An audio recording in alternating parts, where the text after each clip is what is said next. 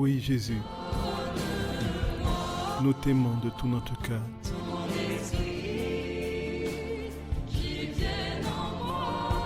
Donne-nous ton Esprit Saint.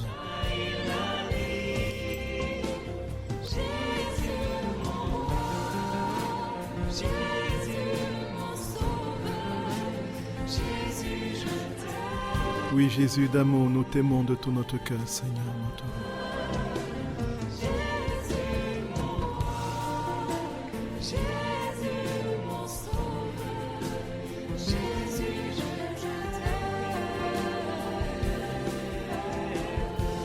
Oui, Jésus d'amour, nous avons confiance en toi, Seigneur.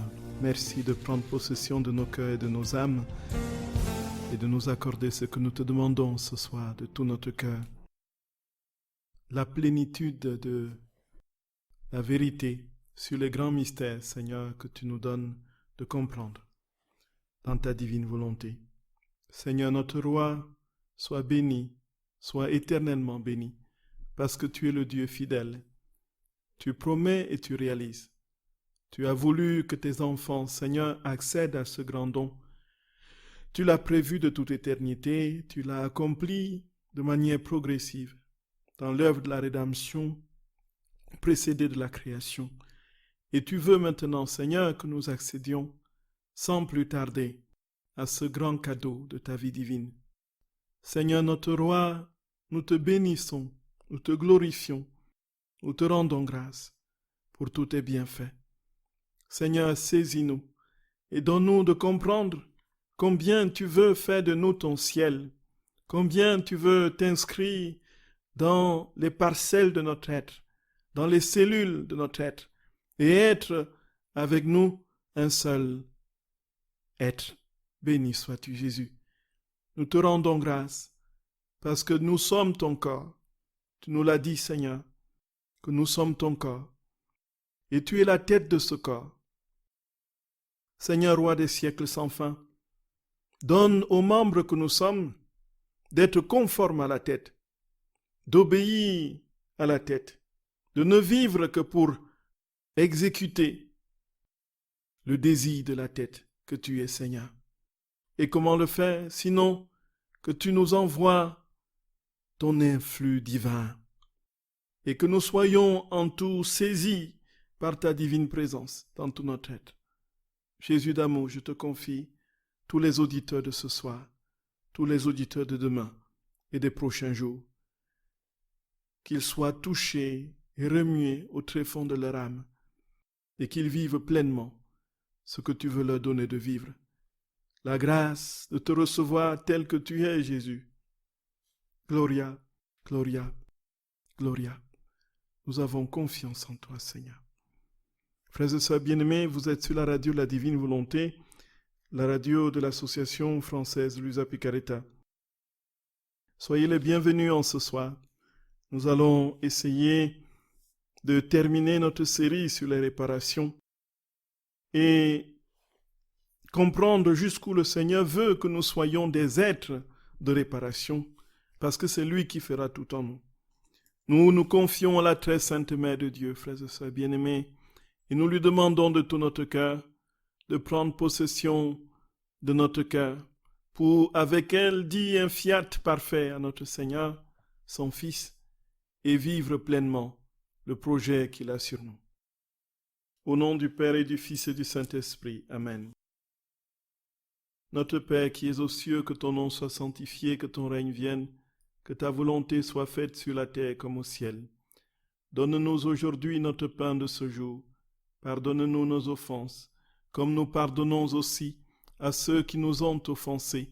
Et ne nous laisse pas entrer en tentation, mais délivre-nous du mal. Amen. Je vous salue Marie, pleine de grâce. Le Seigneur est avec vous. Vous êtes bénie entre toutes les femmes, et Jésus, le fruit de vos entrailles, est béni. Sainte Marie, Mère de Dieu, priez pour nos pauvres pécheurs, maintenant et à l'heure de notre mort. Amen. Je vous salue Marie, pleine de grâce. Le Seigneur est avec vous. Vous êtes bénie entre toutes les femmes, et Jésus, le fruit de vos entrailles, est béni. Sainte Marie, Mère de Dieu, priez pour nos pauvres pécheurs, maintenant et à l'heure de notre mort. Amen. Je vous salue Marie, pleine de grâce. Le Seigneur est avec vous. Vous êtes bénie entre toutes les femmes, et Jésus, le fruit de vos entrailles, est béni. Sainte Marie, Mère de Dieu, priez pour nos pauvres pécheurs, maintenant et à l'heure de notre mort. Amen. Je vous salue Marie, pleine de grâce. Le Seigneur est avec vous. Vous êtes bénie entre toutes les femmes, et Jésus, le fruit de vos entrailles, est béni. Sainte Marie, Mère de Dieu, priez pour nos pauvres pécheurs, maintenant et à l'heure de notre mort. Amen. Je vous salue Marie, pleine de grâce. Le Seigneur est avec vous. Vous êtes bénie entre toutes les femmes, et Jésus, le fruit de vos entrailles, est béni. Sainte Marie, Mère de Dieu, priez pour nos pauvres pécheurs, maintenant et à l'heure de notre mort. Amen. Je vous salue Marie, pleine de grâce. Le Seigneur est avec vous. Vous êtes bénie entre toutes les femmes, et Jésus, le fruit de vos entrailles, est béni. Sainte Marie, Mère de Dieu, priez pour nos pauvres pécheurs, maintenant et à l'heure de notre mort. Amen. Je vous salue Marie, pleine de grâce. Le Seigneur est avec vous. Vous êtes bénie entre toutes les femmes, et Jésus, le fruit de vos entrailles, est béni.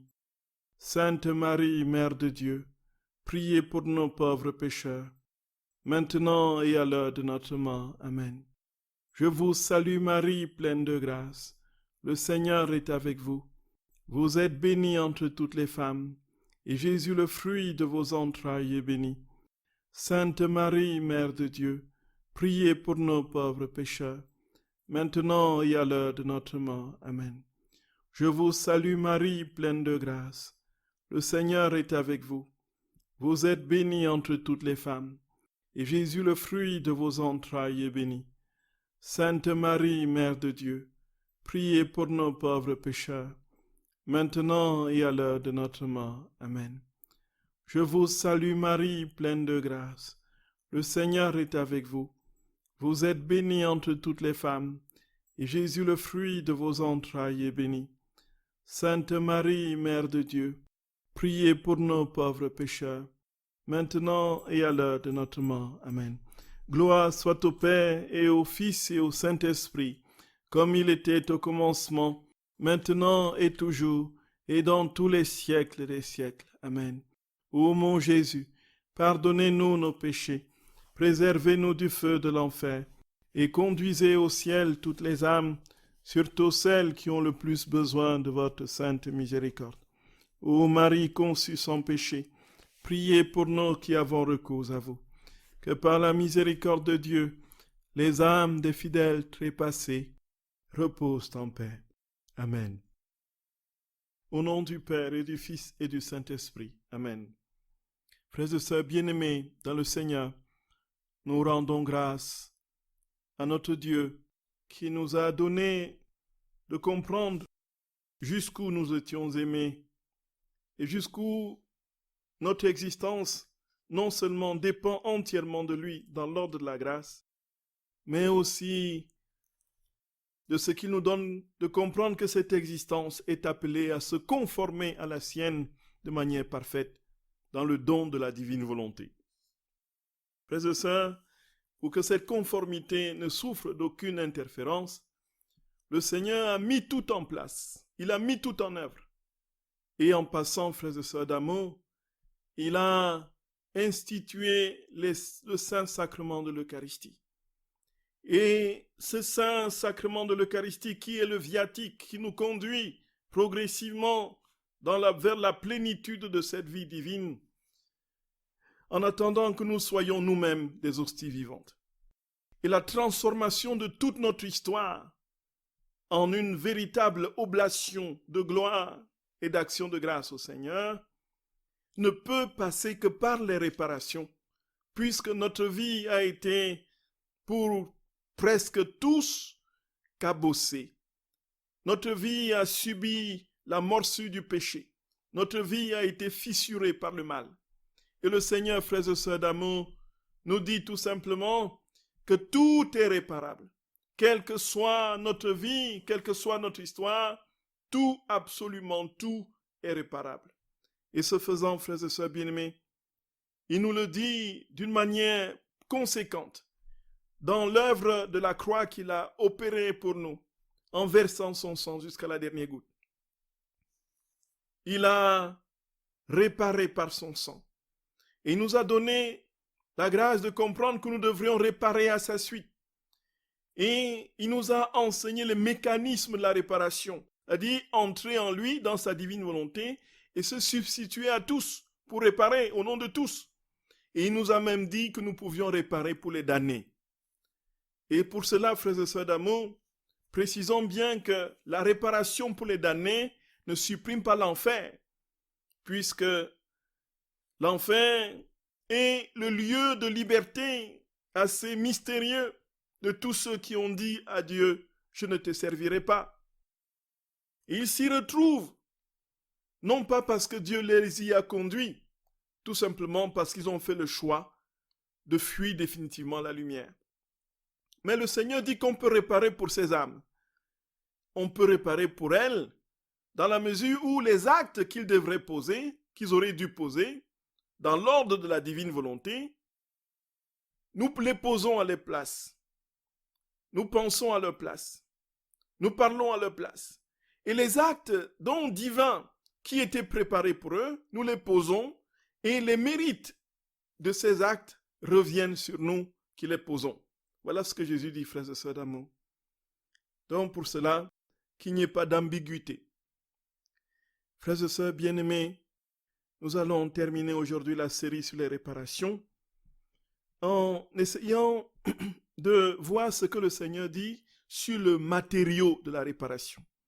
Avec quoi est-ce qu'on répare? Quels sont les éléments qui rentrent en ligne de compte de la réparation? C'est à cela, frères et sœurs bien-aimés, et peut-être éventuellement, si nous ne terminons pas aujourd'hui, peut-être la prochaine fois, en donnant quelques cas concrets. Frères et sœurs d'amour, soyez les bienvenus sur la radio de la Divine Volonté, la radio de l'Association française Luisa Picaretta. Alors Jésus dit que les éléments, les outils, le matériau de la réparation, c'est l'ensemble de tous les actes humains que nous pouvons poser. L'ensemble de tout ce que l'humanité est capable de déployer au cours de son existence terrestre. Et nous allons le voir graduellement. C'est-à-dire la pensée, la parole, les actes concrets, le mouvement, les gestes, aussi insignifiants soient-ils, et tout, absolument tout, peut concourir à la réparation. Mais le Seigneur place au-dessus de tous les modes de réparation et de tous les matériaux de réparation, il place au-dessus de tout la méditation des heures de la passion. Frères et sœurs bien-aimés, le mystère est immense. Les grâces qui sont attachées à la méditation des mystères de la passion, frères et sœurs bien-aimés, des heures de la passion de notre Seigneur, sont au-delà de tout ce que nous pouvons imaginer. C'est la réparation par excellence. Puisque quand on répare, qu'est-ce qu'on fait, frères et sœurs bien-aimés? On redonne à notre Seigneur la joie qu'il devrait recueillir de toutes les âmes qui ne réparent pas, de toutes les âmes qui se sont éloignées de lui. Et donc, la réparation par excellence, c'est l'offrande à lui-même que nous faisons de toutes les œuvres de sa rédemption et surtout le mystère des mystères de sa passion qui va en fait lui donner, comme il dit, un enchantement et une joie divine que rien d'autre ne peut lui procurer puisque ce sont ses propres œuvres. Et ce faisant, frères et sœurs d'amour, il dit à Luisa Picaretta que c'est quand on médite les heures de la passion, alors toutes les souffrances qu'il endure des créatures ingrates sont complètement éliminées, disparaissent complètement. Et puis, il se voit réhabilité, il se voit glorifié, il retrouve sa splendeur. On décloue ses mains et ses pieds, on enlève sa couronne d'épines, on soigne ses blessures. Frères et sœurs bien-aimés, la réparation des réparations, c'est la méditation des heures de la passion.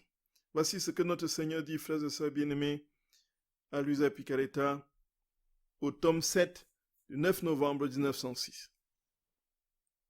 Il dit, ma fille, celle qui médite continuellement sur ma passion et ressent sa douleur, éprouve pour moi de la commisération, me fait un plaisir tel que je me sens consolé pour tout ce que j'ai souffert au cours de ma passion.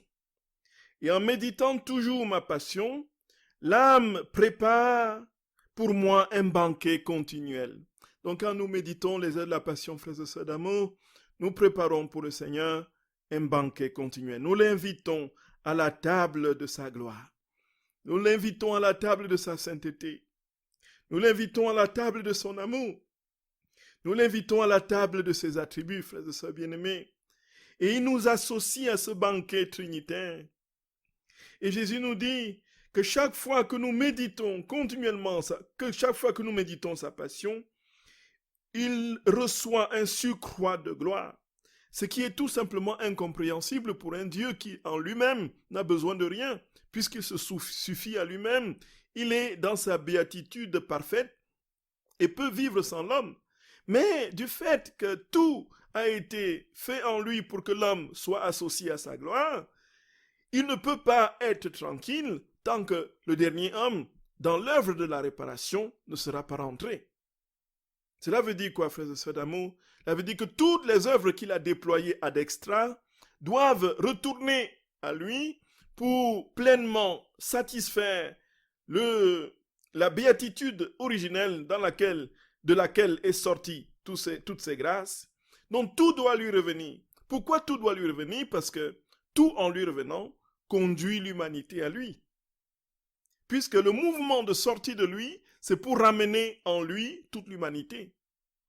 Et quand nous réparons, frères et sœurs bien-aimés, avec ses propres œuvres, nous enchaînons les créatures de son amour et nous ramenons ces créatures, du moins les actes qui n'ont pas pu poser pour celles qui sont perdues, nous les ramenons dans le giron originel pour que sa béatitude ne souffre. Et puisqu'il est dans une béatitude parfaite, ce qui lui revient, il nous le distribue tout naturellement puisqu'il est continuellement en sortie de soi-même. Il est toujours en train de se donner. Dieu se donne de manière perpétuelle. Il ne sait pas faire autre chose que de se déposséder. Voyez, frères et sœurs d'amour. Et Jésus dit, dans ce banquet, il y a beaucoup de saveurs et qui produisent différents effets.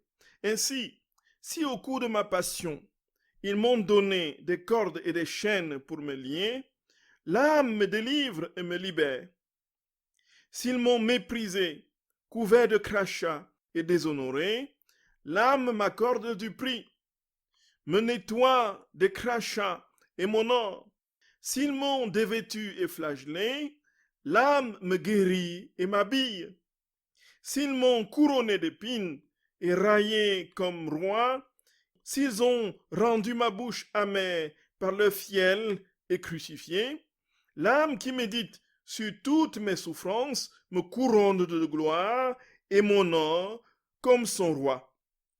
Emplit ma bouche de douceur et me procure le banquet le plus délicieux, qui est la mémoire de mes propres œuvres. Et en me déclouant de la croix, elle me fait ressusciter dans son cœur. Chaque fois que l'âme fait cela, je lui donne un refuge, une nouvelle vie de grâce. Cette âme est mon banquet et moi, je deviens son continuel banquet. Aussi, la chose qui me plaît le plus est-elle la méditation continuelle de ma passion. Gloria, Gloria, Gloria. Frères et sœurs bien-aimés, nous restaurons Jésus.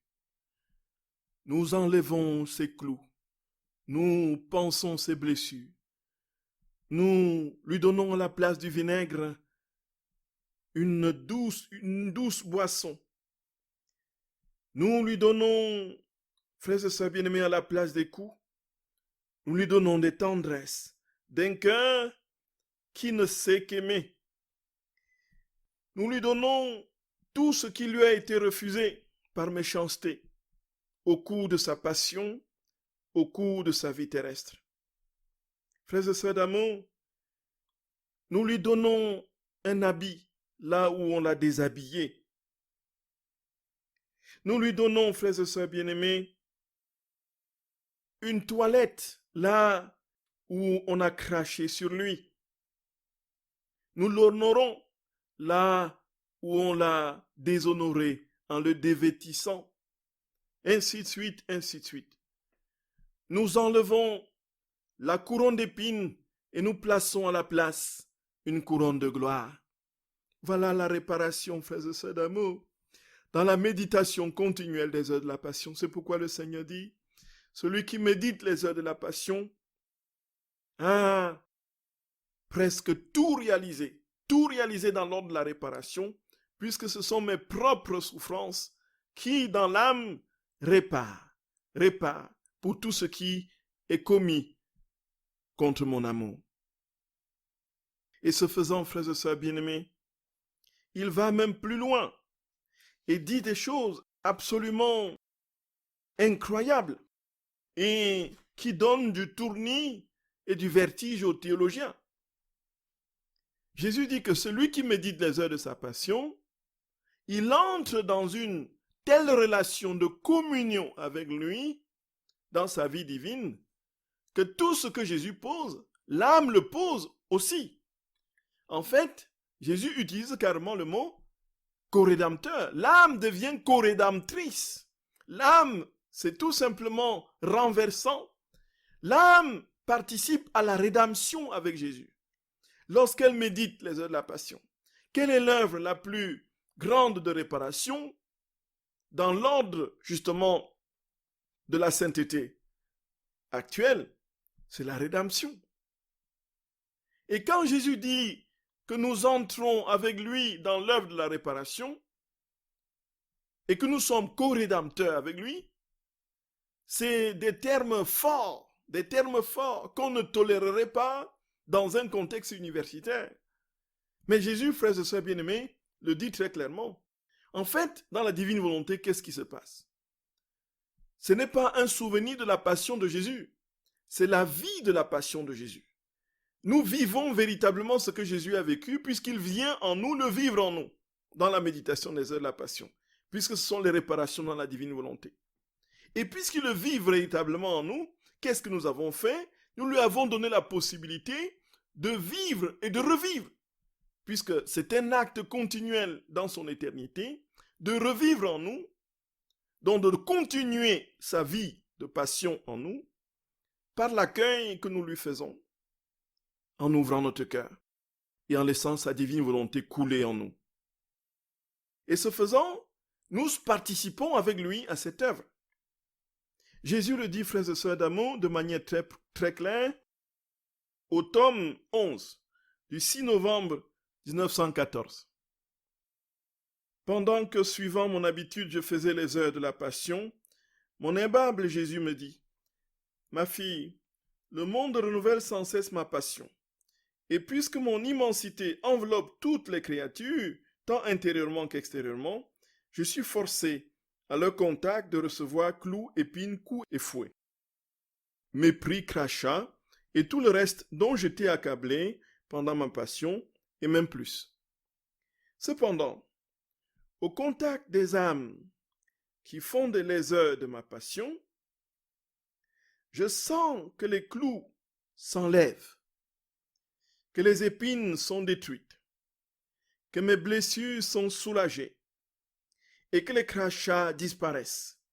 Je me sens dédommagé pour le mal que les autres créatures me font et sentant que ces âmes ne me font aucun mal, mais plutôt du bien, je m'appuie sur elles. Donc le Seigneur s'appuie sur toutes les âmes qui méditent sa passion. Alors Jésus béni ajouta, « Ma fille, sache qu'en faisant ces heures, l'âme s'empare de mes pensées. » Écoutez, frères et sœurs d'amour, l'âme s'empare de mes pensées, de mes réparations, de mes prières, de mes désirs, de mes affections et même de mes fibres les plus intimes. Et elle les fait siens, s'élevant entre le ciel et la terre, elle remplit la fonction de co-rédemptrice. Et dit à ma suite, me voici, je veux réparer pour tous, implorer pour tous et répondre de tous. Gloria, Gloria, Gloria, Gloria, Gloria. Frères et sœurs bien-aimés, c'est clair, c'est clair. Le Seigneur nous le dit très clairement, frères et sœurs d'amour. Le Seigneur nous le dit très clairement. Quand nous méditons les heures de la passion, nous lui offrons la gloire, l'honneur, l'hommage, la réparation de toutes les créatures, de tous les temps. Et nous sommes donc de ce fait co-rédempteurs avec lui.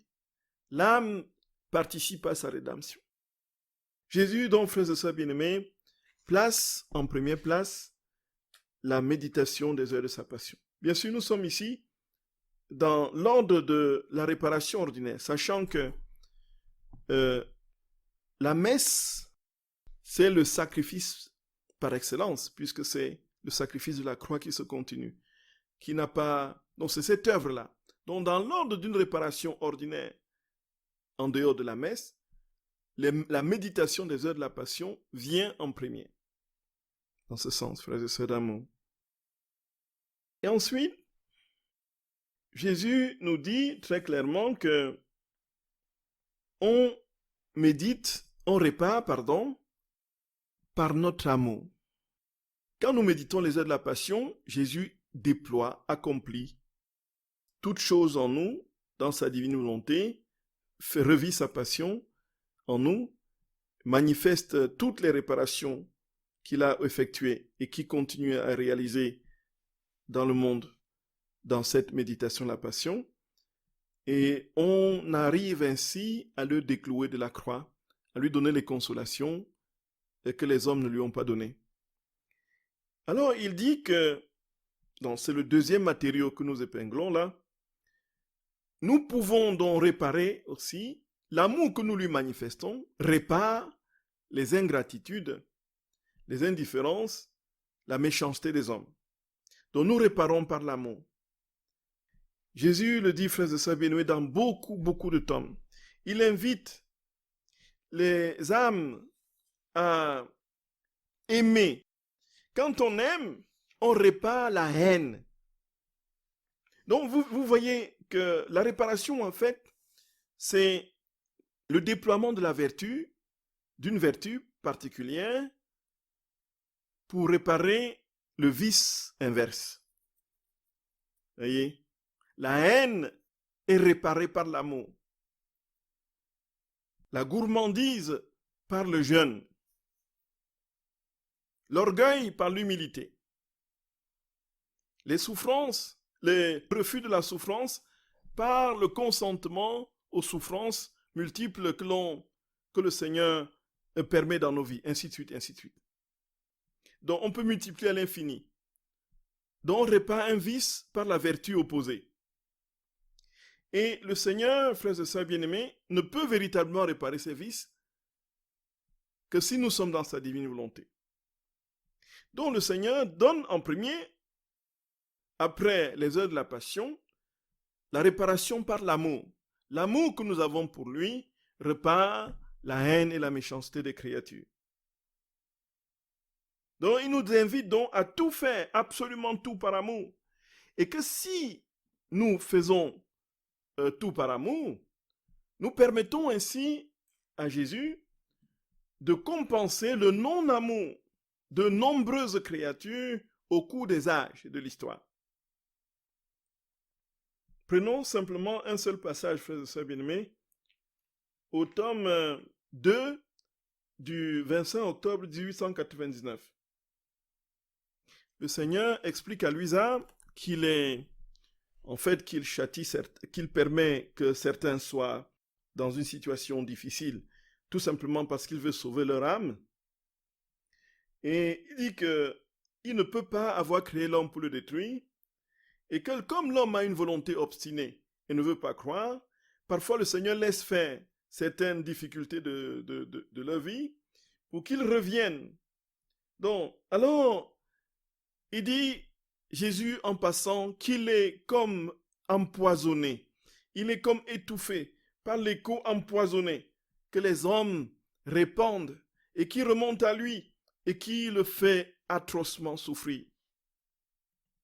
Alors, Luisa lui pose la question, Seigneur, dis-moi comment je peux t'aider. Dis-moi comment je peux t'aider.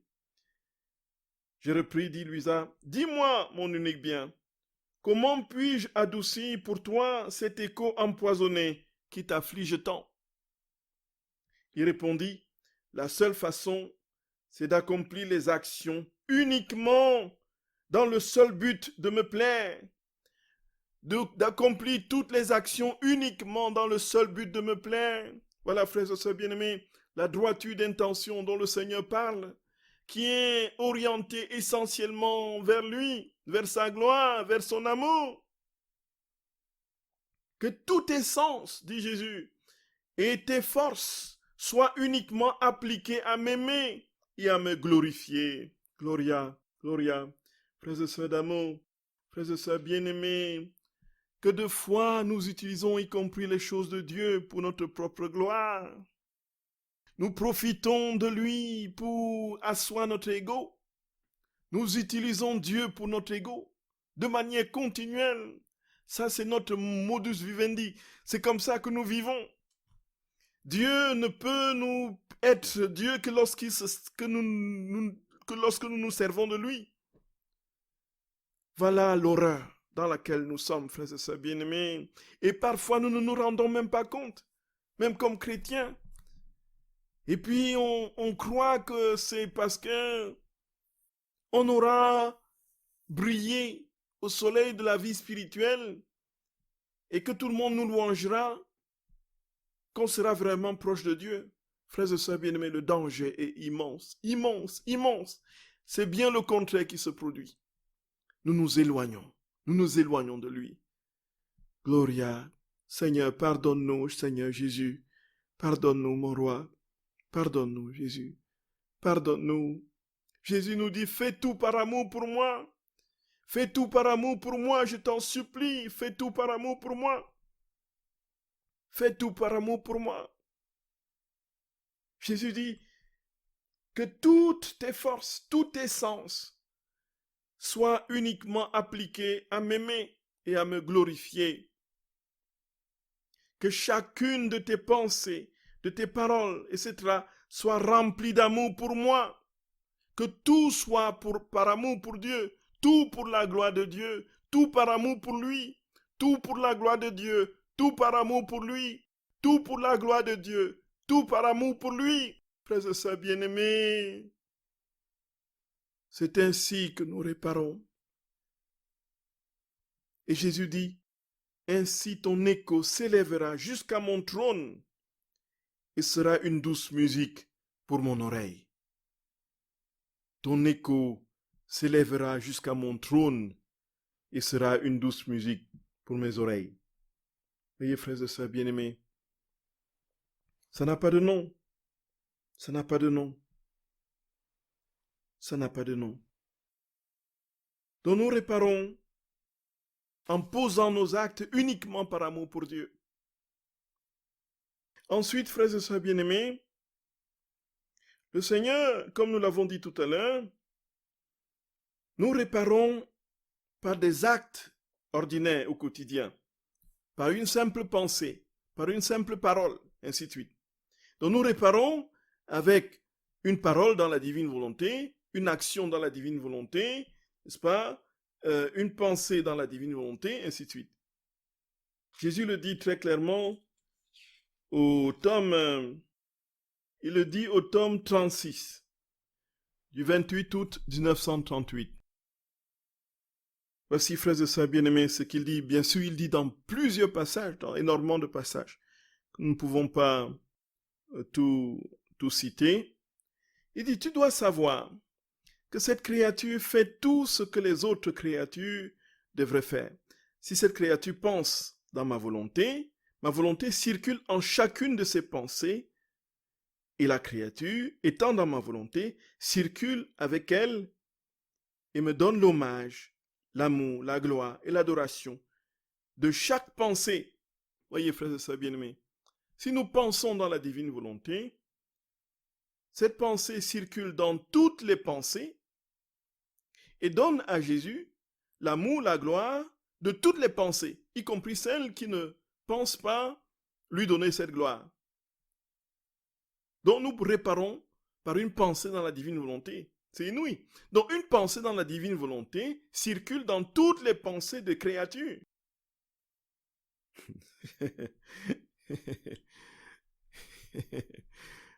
Jésus d'amour, te bénissons Seigneur, te bénissons de tout notre cœur.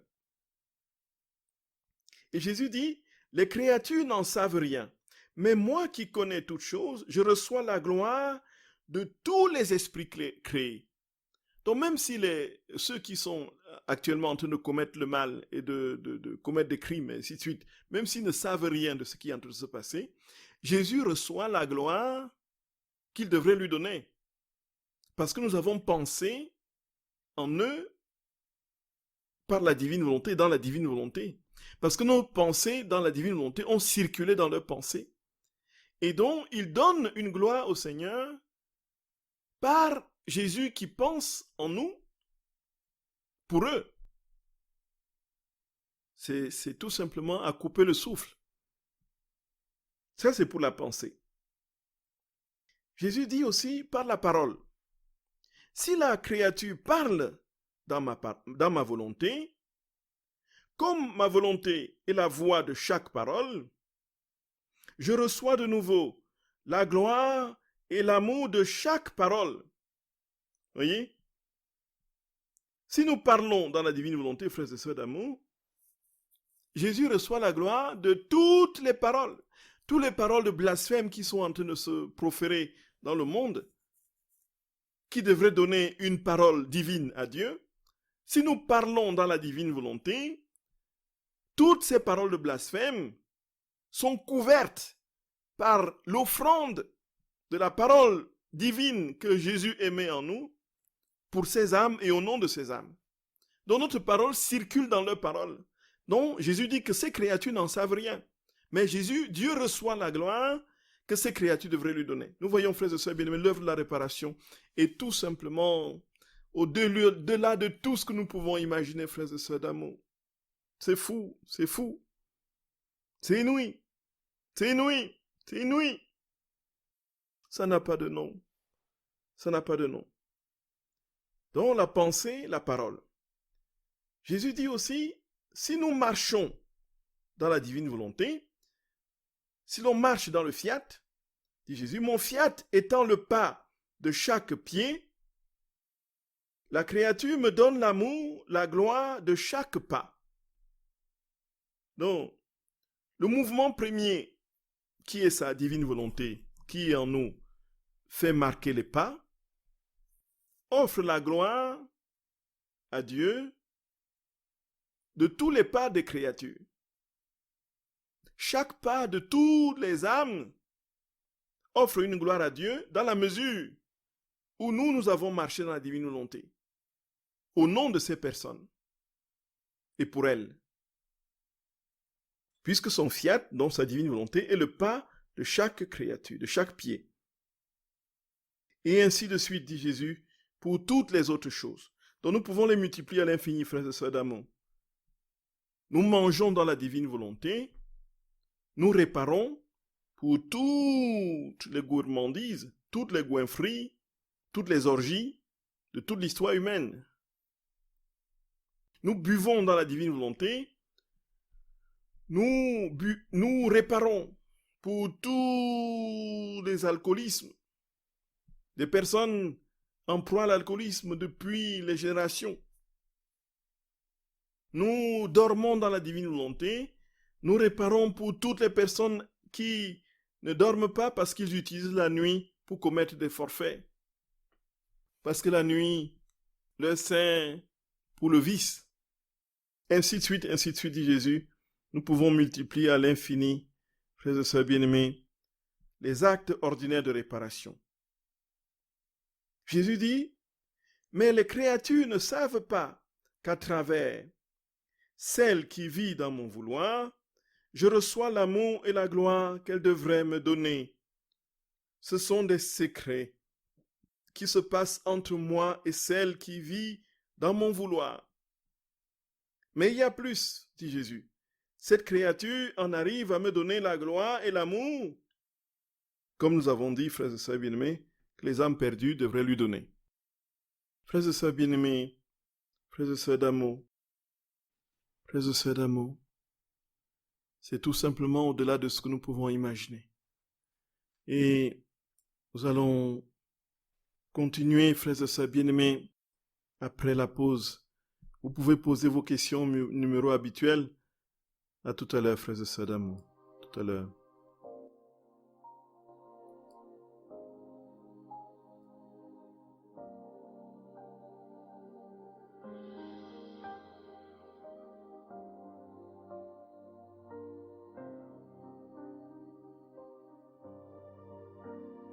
Je vous aime, ô mon Dieu, et mon seul désir est de vous aimer jusqu'au dernier soupir de ma vie. Je vous aime, ô mon Dieu, et mon seul désir est de vous aimer jusqu'au dernier soupir. Je vous aime, ô mon Dieu, et mon seul désir est de vous aimer jusqu'au dernier soupir de ma vie. Chers frères et sœurs bien-aimés, vous êtes sur la radio de la Divine Volonté, la radio de l'association française Luisa Picaretta, dont nous répondons à quelques questions qui sont arrivées. Donc la première question, c'est de savoir si à la fin de la journée, on n'a pas beaucoup posé des actes dans la divine volonté, on n'a pas pensé. Alors qu'est-ce qu'il en est? Est-ce que, voilà, tout simplement, le Seigneur dit que les actes préalables que nous avons posés le matin vont suppléer. Si nous étions vraiment dans le désir de vivre dans la divine volonté au cours de la journée, et que nous avions confié toute notre journée au Seigneur dans les actes préalables, alors, le moment venu, si nous ne pensons pas à lui dans l'acte que nous posons, l'acte préalable compense et supplée, n'est-ce pas, l'acte actuel oublié. Donc voilà ce que l'on peut dire. Donc, on reste donc dans la paix. Mais reste encore qu'il faudrait que nous soyons sûrs que notre Seigneur a vraiment pris possession de nous. Comment cela? Simplement, si nous sommes dans un état intérieur de profonde paix, s'il n'y a pas, par exemple, un péché ou quelque chose qui tournoie notre conscience, s'il n'y a pas des angoisses, puisqu'il n'y a pas de compatibilité possible entre une faute grave qui tourmente notre conscience et la présence de Dieu en nous. On ne parle pas de péché véniel, puisque une petite contrition, une demande de pardon au Seigneur, n'est-ce pas, c'est vite évacué. Le Seigneur vient si on lui demande de venir. Mais si nous sommes dans un état tel que Dieu ne peut pas se saisir de nous, il est vrai que même l'acte préalable sera très compliqué jusqu'à ce que nous soyons libérés justement de cet état d'enchaînement. Mais en règle générale, si nous oublions au cours de la journée, le Seigneur supplée. Donc il faut simplement prendre l'habitude au début de la journée de confier tous nos actes de manière très précise au Seigneur dans l'acte préalable, comme il le dit. Voyez, frères et sœurs bien-aimés.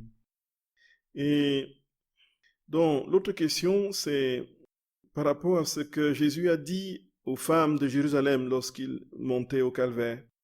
Il a dit, ne pleurez pas sur moi, mais pleurez plutôt sur vous et sur vos enfants. Alors, comment comprendre cela dans la divine volonté? Frères et sœurs bien-aimés, on peut aussi l'associer à une invitation à s'associer à la passion de notre Seigneur. Jésus dit, en fait, votre vie sera encore infiniment plus difficile que ce que vous percevez de moi, Tout simplement parce que beaucoup souffriront sans moi. Beaucoup souffriront. Vos enfants, pleurez sur vous et sur vos enfants, qui ne seront pas à même de comprendre tout l'amour que j'ai pour eux, qui ne seront pas à même d'entrer dans la vérité de cette grâce de la rédemption que je procure par ma passion. Et donc, ils auront besoin que vous vous associez. Voilà ce qui me vient dans le cœur. Ils auront besoin que vous vous associez justement à leur pleurs, c'est-à-dire que vous répariez à leur place. Voyez, en quelque sorte, réparez pour vos enfants. En fait, unissez-vous à moi et réparez pour vos enfants. Priez pour eux. Priez pour eux. Donc, faites des réparations pour eux. Il est évident que quand le Seigneur dit pleurez sur vos enfants, cela ne veut pas dire verser des larmes pour se lamenter inutilement. Cela veut dire tout simplement entrer dans la compassion pour vos enfants, prier et réparer pour eux. Voyez? Donc, en fait, la situation sera telle que ils auront besoin de vous. Donc, beaucoup perdront la foi. Voilà un peu comment j'étends la chose. Quand le Fils de l'homme viendra, trouvera-t-il la foi sur terre? Donc, en fait, Jésus ajoute à cause des grands malheurs qui vont arriver. Donc, en fait, on comprend bien pourquoi il faut pleurer sur les enfants. Donc, cela veut dire que le Seigneur nous invite à une œuvre universelle de réparation. Et maintenant que nous comprenons la réparation dans la divine volonté, nous nous associons à Jésus et nous souffrons avec lui. Donc, nous offrons nos souffrances pour réparer toutes les souffrances de toutes les âmes qui s'éloignent de lui, y compris celles qui sont de nos descendances. Voyez. Frères et sœurs bien-aimés, en passant, le Seigneur dit très clairement encore, dans une autre question, la méditation des heures de la passion, c'est la première forme de réparation pour lui. Et alors, simplement pour information, merci, les heures de la passion sont méditées dans l'association en deux groupes, en deux grands groupes. Un groupe nord et un groupe sud, donc qui part du centre de la France jusqu'au nord, jusqu'au pôle nord, et puis le deuxième groupe, le groupe sud, n'est-ce pas, du centre jusqu'au pôle sud. Voilà, pour ceux qui sont francophones. Et alors, il y a beaucoup de personnes qui méditent les heures de la passion dans ces deux groupes. Alors, si vous voulez vous joindre à cette chaîne de méditation de la passion tous les jours, parce que vous pouvez tout simplement appeler le secrétariat de l'association qui vous donnera les coordonnées des référents qui pourront donc vous inscrire et selon votre position géographique. Voilà. Alors, une autre question. Est-ce qu'on peut faire des marches dans la divine volonté pour réparer pour les handicapés moteurs?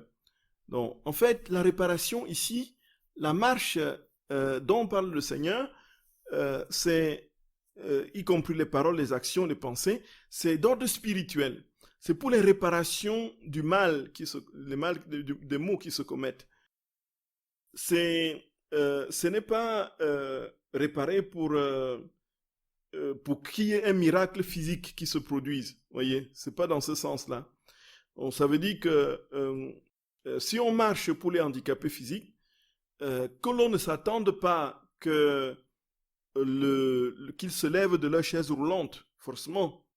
Mais on peut marcher pour eux, pour que le Seigneur leur donne la force de supporter justement leur épreuve et d'entrer avec courage dans ce fardeau, cette croix qu'ils vivent toute leur vie. Voyez? Donc c'est dans ce sens-là. La réparation est toujours pour le salut des âmes, pour la restauration des âmes dans leur état premier, l'état de la communion parfaite avec Dieu, l'état de la plénitude de la vie divine. Donc c'est ça le but premier de la réparation. Donc effectivement, nous pouvons réparer pour toute catégorie de personnes, mais avec comme visée essentielle la restauration de l'âme. Le miracle peut se produire, le Seigneur est souverain, mais ce n'est pas le but premier de la réparation, puisque le but c'est de nous rétablir dans l'état originel, n'est-ce pas, tel que nous sommes sortis avant la désobéissance. Et le Seigneur dit que quand la divine volonté sera pleinement établie dans les âmes et dans les créatures, il n'y aura même plus de maladie physique, voyez, dont le miracle même n'aura plus de sens puisque tous seront en bonne santé et que tous vivront. Mais le Seigneur le dit. Bon, maintenant, comment ça va se réaliser? Lui seul le sait, frères et sœurs bien-aimés. Mais nous savons que ce qu'il dit, il le réalise toujours.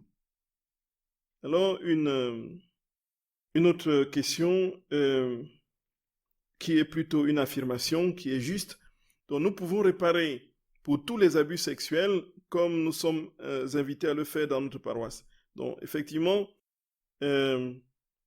l'actualité, effectivement, frères et sœurs bien-aimés, nous place devant une situation particulièrement douloureuse pour l'Église et pour les prêtres. Ce qui est sûr, c'est que le Seigneur, comme on l'a dit, rien n'est irréparable pour lui.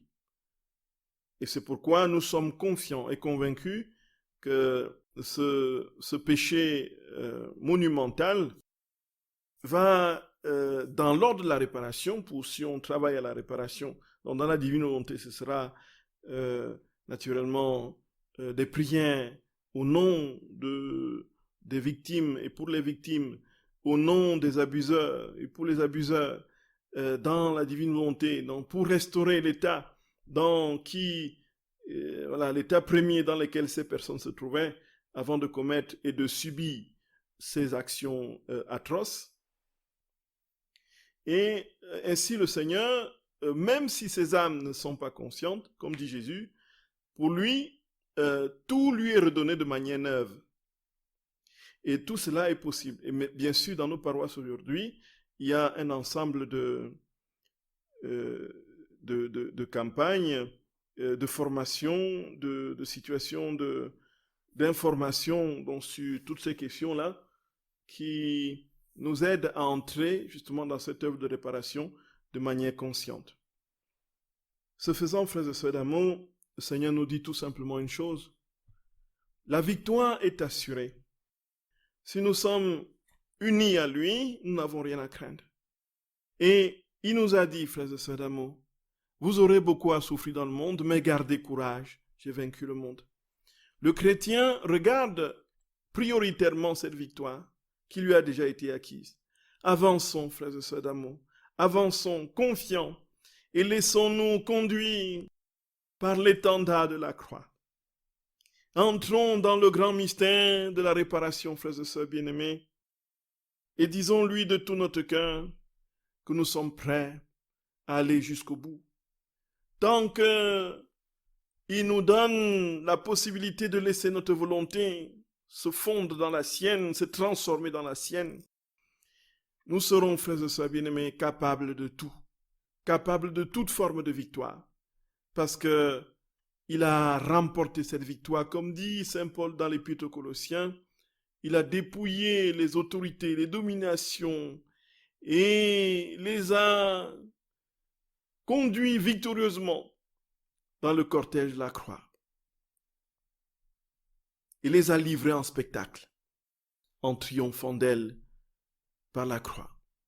Frères et sœurs bien-aimés, que notre très saint Seigneur vous accorde cette paix profonde et que quoi qu'il arrive, vous soyez conscients que Jésus est victorieux et qu'il règne éternellement, qu'il étende sa main bénissante, consolante, libérante sur chacun de vous et qu'il vous donne la plénitude de sa vie, frères et sœurs d'amour, vous garde de tout mal et vous bénisse au nom du Père et du Fils et du Saint-Esprit. Amen. Frères et sœurs bien-aimés, nous continuerons ce que nous n'avons pas terminé aujourd'hui, la semaine prochaine.